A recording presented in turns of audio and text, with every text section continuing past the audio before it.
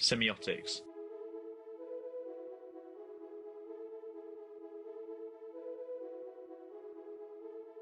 Semiotics, simply put, is a study of signs, the science within design. Signs can be interpreted in a multitude of ways, but are generally categorized into three distinct categories: semantics, syntactics, and pragmatics.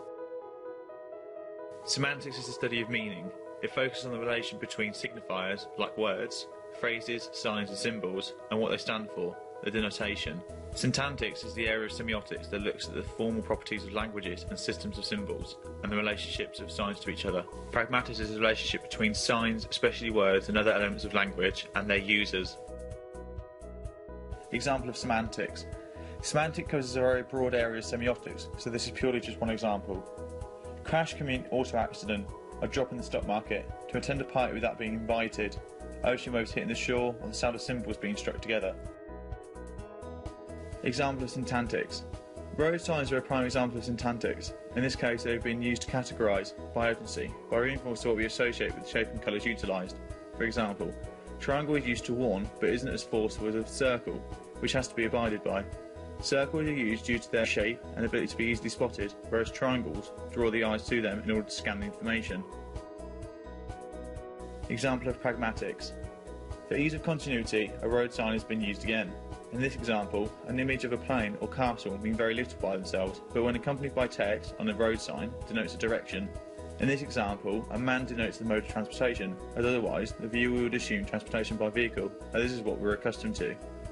A man by himself means very little, and the text utilised only gives an indication without a signifier.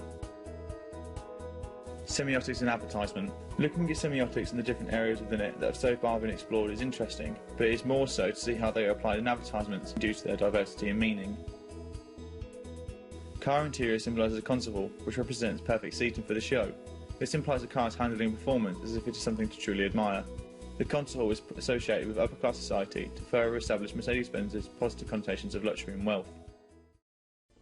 Honda. By utilising components of the car, it creates the impression of unison and working together. This is reinforced by the voiceover saying, "Isn't it nice when things just work?" possibly referring to the amount of recalls for cars by other major companies around this time and as a small dig at them. It could also be a reference to Japanese car manufacturers being amongst the most mechanically reliable. Skoda. The most obvious statement is everything being overtly larger, which ties back to the main point of the advert, which is the increased engine size of the car.